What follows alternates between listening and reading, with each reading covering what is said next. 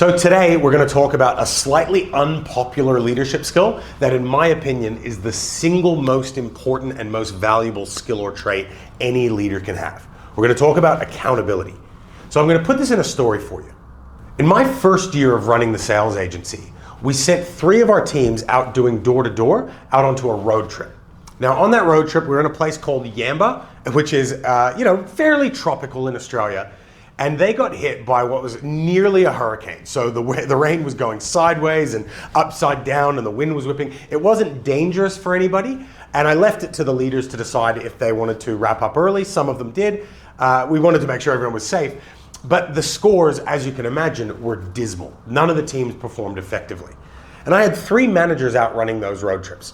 One of them was an older guy named Graham. Another one was a guy named Andy who'd been with me for a while and kind of had been sputtering as a leader. And the third one was our fresh-faced, newest promoted leader named Rory. So I called each one by one, as you do after a bad day or really a good day. You should be contacting to see if you can evaluate and see where to improve. And I called Graham first.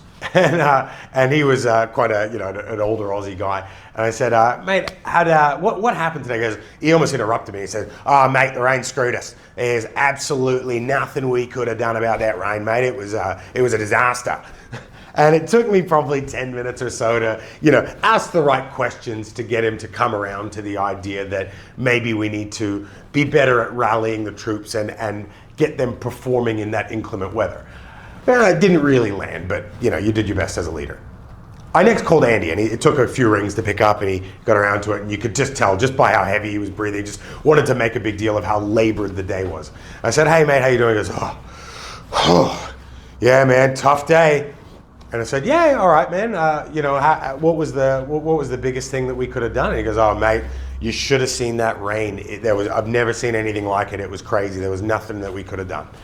And again, it took me another 5 or 10 minutes of asking the right questions to get him to come around to something we could improve on. And lo and behold, I called Rory last, and I said to I picked up the phone, I dialed, and he picked up on the first ring, so he obviously knew a call was coming, which is good. And I said, hey mate, how do we go today? And he stopped for a second, and there was a bit of a pause, and you could tell he was sort of contemplating. And he goes, I need to get my guys better at working in the rain. Now, that difference doesn't seem like a lot, but believe it or not, about 6 months from that day, Rory was the first person that we'd ever promoted to management. So he was our first ever manager that I'd ever promoted in the business, and the other 2 guys weren't even in the business. And I know it seems like it's such a small little difference, but those little 1-degree changes, after a long time, that difference can be quite wide. And understanding that little change made all the difference, let's look into why. So why do good leaders take accountability, and why do bad leaders generally try to avoid it?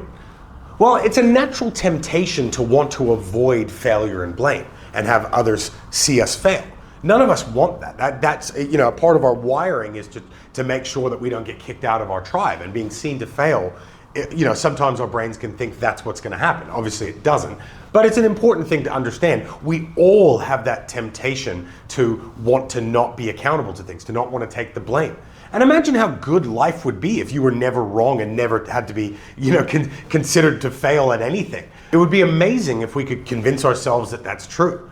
But in reality, we need to be able to control things, and we need to be able to improve. And you can't have either of those things at anywhere near the speed of a great leader if you can't be accountable. So how does accountability affect control? Well, it's very simple. If something isn't my responsibility or isn't my fault, then I have no control over the outcome of that thing.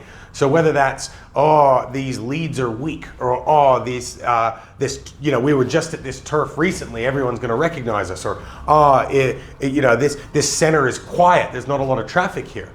Those things, those excuses to not perform, they really hold us back. Making excuses and giving ourselves permission to fail because something isn't our fault. You can see the temptation to do that. But again, if something's not my fault, if I'm a victim to something or I'm at the mercy of that thing, I can't do anything about it.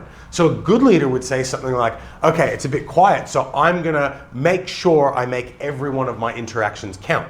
Or I was here recently, I'm gonna make sure that I remind the customers and say something like, we did so well last time we were here, so many people helped or so many people bought that we actually wanted to come back out here and get everyone we missed. So now I'm using Jones theory. So really getting your head around the idea of how to take control of things, it enables you to actually fix them. So a leader who can't solve their own problems or can't fix problems, they're not a very good leader. So it's a really pivotal skill to have. The other side of accountability is if nothing is wrong, then there's nothing to improve. So if you can't pick out that you didn't hit the result you wanted to hit and found a way to make it your fault, there's not really any area for you to improve. A good example of this, let's say, you hear a lot of the time with new leaders, they say, oh, my rep, they're lazy. My team member, they're lazy. And that isn't the leader's fault. It's very tempting to say, yeah, okay, they don't work hard, they're not someone to work hard. But even if I try and find a sliver of accountability, I can normally improve something. So I say, okay, this rep isn't working that hard, they're not getting through enough pitches or whatever it might be. My initial thought is, okay, have I run through a goal setting session with them and given them a reason to want to push and be excited and motivated? And then the question goes, okay, how good is my goal setting ability? And if it's not that great, then I've now got something to improve on. If I never took the blame for that rep not performing, I'd never find that area to improve. So not being accountable and making excuses or pointing the finger, that prevents you from growing. So a good leader who can take accountability for something, number one, they then have the ability to fix things because they're in their control. And number two, they have the ability to grow much faster than a bad leader or an average leader because they have so many more opportunities to learn. And if you really think about what makes someone great, it's do they know the things they need to know to be great, and are they doing those things or doing those things correctly in order to execute and be great? And all of those things require you to be educating yourself and disciplined, and those things will not happen if you aren't accountable. So how do we get better at this? How do we improve our accountability to enable ourselves to become a great leader? Well, there's actually 3 tips I can give you that you can immediately work on and catch yourself to become more accountable, meaning you're pointing the finger less and you're taking opportunities to learn more. These are really useful skills. The first one, I actually talked about this in my book, Leadership in Sales, oddly enough, so this should be rather useful if you are in sales trying to become a better leader. But the idea is that mathematically speaking, a good excuse is just as bad as a bad excuse. Now, most of us in business, and sometimes in sport and also in sales, we really, really struggle with accountability because growing up in school, we were so good at getting out of trouble. We could talk our way out of absolutely anything. And so really getting your head around the idea that because we're so good at that, our temptation to make excuses is much higher. But what you have to understand is, okay, we're really, really good at making really good excuses. These excuses are airtight and you can't get out of them. People just have to accept these excuses. But in reality, that good excuse is just as bad as a bad excuse because it leaves you in the exact same position.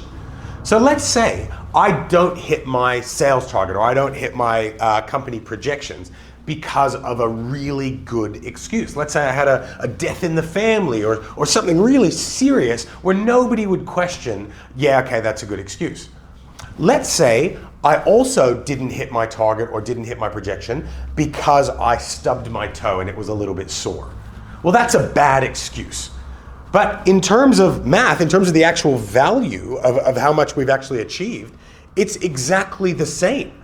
Just that good excuse or that bad excuse, I still didn't get my result. So understanding for you, yes, there is a temptation to make excuses, and we make really convincing excuses, but the only person it hurts in the end is you. So whether it's a good excuse or a bad excuse, mathematically speaking, they're exactly the same. That's one tip that you can really get your head around nice and early. Another one is just a phrase that you can remind yourself as a good leadership maxim. And we talked about this a little bit when we were talking about Hercules versus Phil back in Building Belief. And these actually work in conjunction to make you a better leader. And the idea is you need to own your losses and give away your wins. And always remind yourself that as a leader, you need to be owning your losses, which means being accountable for things that go wrong, even if it was someone else's fault. You've got to take the blame for that. Because not only does that make your team respect you more, because what kind of leader blames other people? Everyone hates that person. Everyone hates working for that person. So not only are you a stronger leader, but you're also able to change things and you're also able to learn and grow. So you own your losses and also give away the wins. You had your time to be Hercules before you became a leader. Now it's your time to be Phil. It's the satyr, the half goat that makes the heroes. Your job is to build the belief of your guys. And that means highlighting the things that they do well, even if you did them together. So own your losses and give away your wins. The last thing that you need to understand about building the habit of accountability is that it's just that. It's a habit. So learning how to not make excuses, well, how do you break the habit of making excuses? You catch yourself doing it. The way you break any habit is you interrupt what's called the reflexivity. So the reflexivity is you doing it without thinking, which means your brain's made a groove for it. If you just acknowledge when you do it, you'll be in the process of starting to create the habit of being accountable and not making excuses. Well, with habits, it generally, and this is somewhat disputed, but for the most part, you don't have to be specific here. It takes about 21 consistent days to build a habit. So if you just commit to 21 days of catching yourself making excuses within 3 weeks, normally closer to 2, you just won't make any more excuses and you'll become a more accountable person. I use something called the but rule. So if I catch myself doing something I don't want to do or saying something I don't want to say, I'll immediately say but, and then I'll have to think of something that does the opposite. So if I make an excuse and say, let's say, why aren't you performing as well as you'd like today? And I could say, well, it's raining really badly, and let's say I'm doing door to door. It's raining really badly, but that means I'm going to get better interactions because people can see that I'm passionate. The thing that you really need to understand, and I love this phrase, it's that pessimists get to be right and optimists get to be rich. Sometimes as a leader, you're going to need to trick your brain into being optimistic. And it's okay to be wrong. Because yes, 10 out of 10 times that you make an excuse and you blame something, I'm sure you're right. But there is still a sliver of something you can control that will improve the result. And that's why that habit is so powerful to build. So just really catching yourself and building that but rule for 21 days, you'll be amazed at the caliber of leader you become after that. So all in all, really getting your head around how important accountability is as a leadership trait and committing with the amount of effort and focus for those 21 days to build that habit, you will be amazed at the caliber of leader you can become very quickly. Because not only can you influence and change more, but you grow more. And that's what this is all about. Best of luck.